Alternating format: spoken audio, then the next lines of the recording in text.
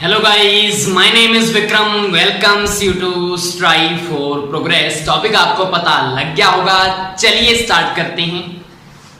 तो excretory system हमने पढ़ना है, तो यहाँ पे आपको ये सिस्टम नजर आ रहा है, तो इसको हम डिटेल से स्टडी करेंगे।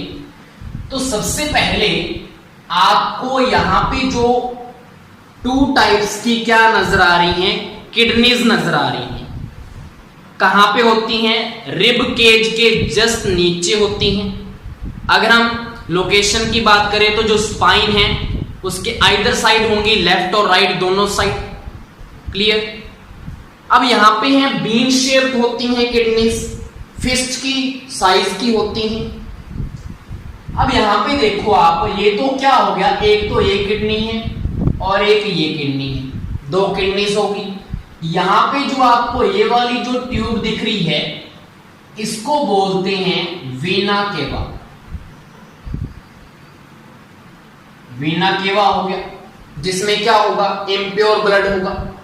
और ये वाली जो ट्यूब दिख रही है इसको बोलते हैं एओर्टा, जिसमें क्या होता है, प्योर ब्लड होता है जो हार्ट से निकलती है। तो यहां पे उसके बाद क्या होता है, एओर्टा से क्या होता है, इधर भी क्या जा रहा है, ब्लड जा रहा है, और इस साइड भी क्या जा रहा है, ब्लड जा रहा है। दोनों किडनी में प्योर ब्लड भी जाएगा, इम्प्योर ब्लड भी जाएगा। बिल्कुल। तो यहां पे जो इम्प्योर ब्लड लेके जाएंगी उनको क्या बोलेंगे हम, उनको बोलेंगे रीनल वीन। और जो प्योर ब्लड लेके जाएंगे उनको क्या बोलेंगे, रीनल आर्टरी। क्लियर? लेकिन यहां पे भी किडनी के अंदर इसने क्या होना है, फिल्टर होना है। इसका क्या बनेगा, आगे जाके यूरिन बनेगा। तो यहां पे किडनी के अंदर की जो स्ट्रक्चर होती है उसको बोलते हैं नेफ्रॉन, जो क्या करता है, ब्लड को फिल्टर करता है और जो वेस्ट प्रोडक्ट है उसको किस में कन्वर्ट करता है, यूरिन में। पता है आपको, हम पढ़ने भी वाले हैं कैसे होगा। लेकिन सबसे पहले ऊपर से देख लेते हैं कि क्या चीज होती है। तो सबसे पहले जो ब्लड है वो किस में जाता है, किडनीज के अंदर जाता है। और किडनी के अंदर जो नेफ्रॉन है वो उसको क्या करेगा, ब्लड को फिल्टर करेगा, वेस्ट प्रोडक्ट को बाहर निकालेगा और उसको सभी को कलेक्टिंग डक्ट में ले आएगा। फिर कलेक्टिंग डक्ट से क्या होता है, यहां पे इस वाली किडनी से भी एक ट्यूब बाहर निकलती है और इस वाली किडनी से भी एक ट्यूब बाहर निकल चुकी है। इसको बोलते हैं यूरेटर। मतलब जो उसने यूरिन बना दिया, फिर वो किडनी से यूरेटर की हेल्प से आता है बाहर की तरफ और वो इकट्ठा होता है इस वाले सैक के अंदर, जिसको बोलते हैं यूरिनरी ब्लैडर। इसको क्या बोलेंगे, यूरिनरी ब्लैडर। और यूरिनरी ब्लैडर के बाद यहां पे टाइम पे हम उसको कहां से बाहर निकालते रहते हैं, यूरेथ्रा से। क्लियर? तो हम बोल सकते हैं एक्सक्रीटरी सिस्टम में कितने पार्ट हैं। एक तो यहाँ पे क्या हो गया, किडनीज हो गया, टू किडनीज। उसके बाद यूरेटर का भी क्या है, यहाँ पे पेयर है। उसके बाद यहाँ पे क्या आ गया, यूरिनरी ब्लैडर आ गया, जिसमें यूरिन इकट्ठा होगा। और एक क्या होता है, यूरेथ्रा, जिससे वो क्या होगा, यूरिन बाहर निकलेगा बॉडी से। रीनल आर्टरी आ चुकी है, रीनल वीन आ चुकी है। अब यहाँ पे किडनी के अंदर जो नेफ्रॉन है वो कैसे उसको फिल्टर करता है, उसके हम पार्ट देखेंगे। तो ये सारी की सारी जो स्ट्रक्चर है ये किसकी है, ये है नेफ्रॉन की। नेफ्रॉन, इसको स्ट्रक्चरल एंड फंक्शनल यूनिट बोलते हैं, किसका, किडनी का। अब यहां पे कौन कौन से पार्ट हैं, देखो ये जो कप लाइक स्ट्रक्चर है इसको बोलते हैं Bowman's capsule. Bowman's capsule.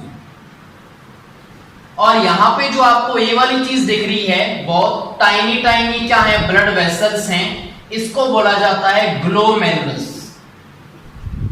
Glomerulus. Clear? अब ये जो ऊपर से ब्लड लेके आएगी, मतलब जो किडनी के अंदर जो ब्लड लेके आती है वो सबसे पहले ग्लोमेरुलस में जाता है। किसके सहारे जाएगा, ये जाएगा रीनल आर्टरी के सहारे। कौन लेके जाएगी, रीनल आर्टरी। क्लियर? उसके बाद जो ब्लड यहां से बाहर निकल रहा है ये भी कौन सी है, रीनल आर्टरी ही है। लेकिन ये जो अलग से ट्यूब दिख रही है, ये वाली कौन सी ट्यूब है? Renal vein. ये वाली ट्यूब रीनल वीन हो चुकी है। उसके बाद बोमेन कैप्सूल के जस्ट साथ वाला जो पार्ट है, जो क्या है? फोल्डेड है, जिसमें क्या है? फोल्ड बने हुए हैं, मोड से बने हुए हैं, इसको बोलते हैं पीसीटी। पीसीटी की फुल फॉर्म क्या है? Proximal convoluted tubule. प्रोक्सिमल क्यों बोलते हैं? क्योंकि जो बोमेन कैप्सूल है, जो ग्लोमेरुलस है, उसके जस्ट पास में है, तो प्रोक्सिमल हो गया। इसके बाद पीसीटी के जस्ट बाद ये जो यू शेप की आपको ये ट्यूब दिख रही है, इसको बोलते हैं हैनले लूप।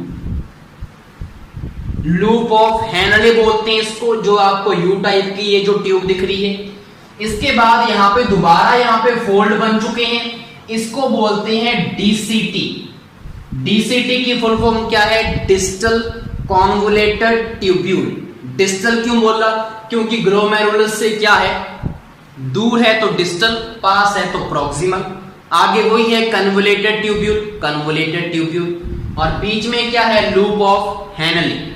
और डीसीटी के बाद ये जो जब यहाँ पे डीसीटी वाले पार्ट में सारा का सारा यूरिन बन चुका होगा, और यूरिन किस में आ जाएगा? ये देखो आपको जो डक्ट नजर आ रही है, इसको बोलते हैं कलेक्टिंग डक्ट।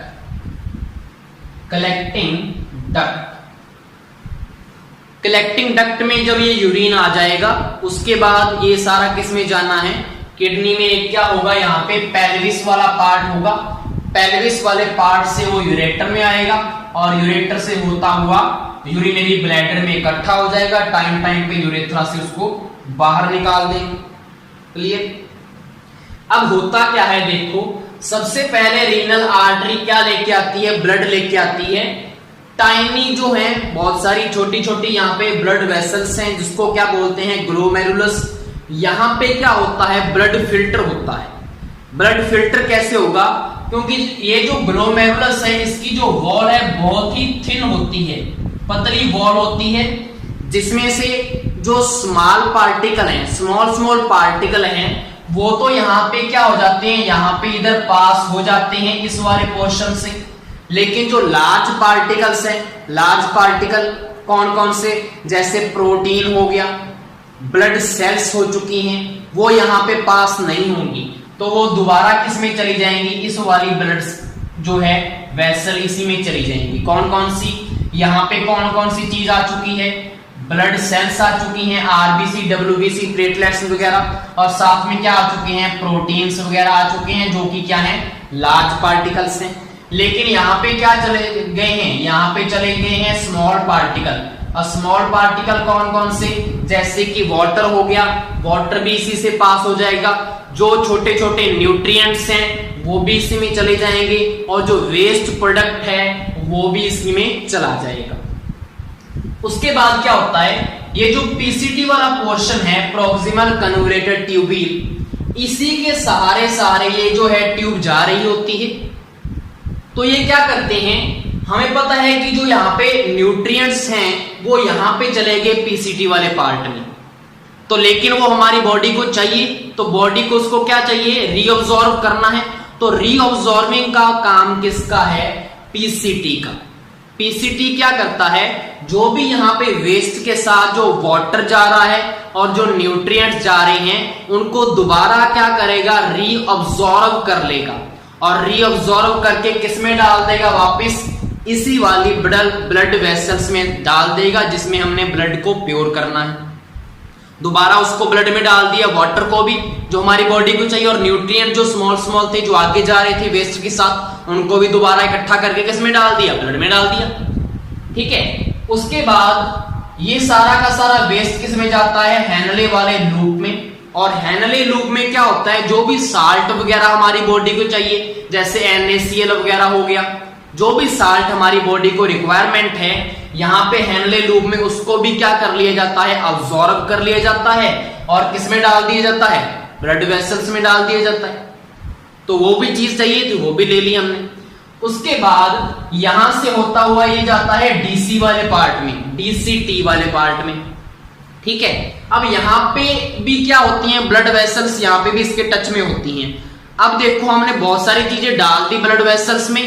अब यहाँ पे अगर कुछ चीज बची हुई है वेस्ट प्रोडक्ट, तो यहां से डीसीटी क्या करता है, ब्लड वेसल्स में से उस वेस्ट प्रोडक्ट को क्या कर लेता है, रीअब्सॉर्ब कर लेता है। मतलब जो भी थोड़ा बहुत वेस्ट उसमें बचा हुआ है ब्लड में, उसको भी रीअब्सॉर्ब कर लेगा।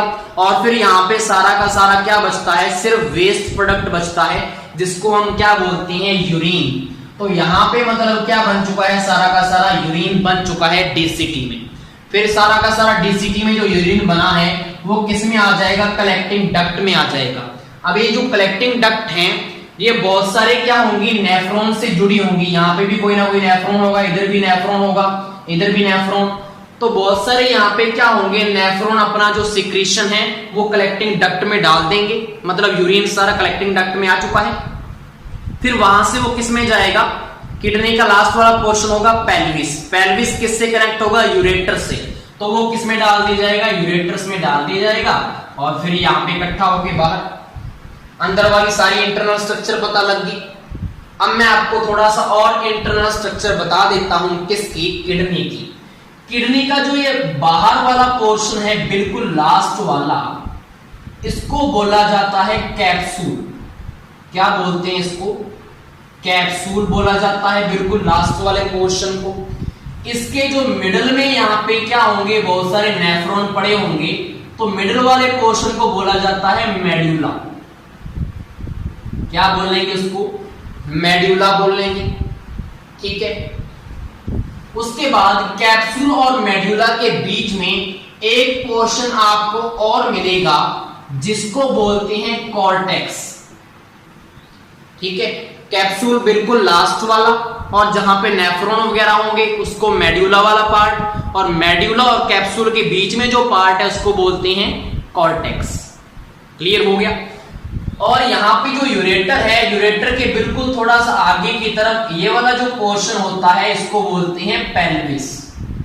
क्लियर। और किडनी में जहां पे ये रीनल आर्टरी, रीनल वीन और पेल्विस वाला पोर्शन है, मतलब किडनी के अंदर जहां से एंट्री हो रही है सभी की सभी जो ब्लड वेसल्स हैं या यूरेटर है, इन सभी की जहां पे एंट्री हो रही है, उस वाले पोर्शन को बोलते हैं हाइलम। इस वाले पोर्शन को क्या बोलते हैं, हाइलम बोला जाता है।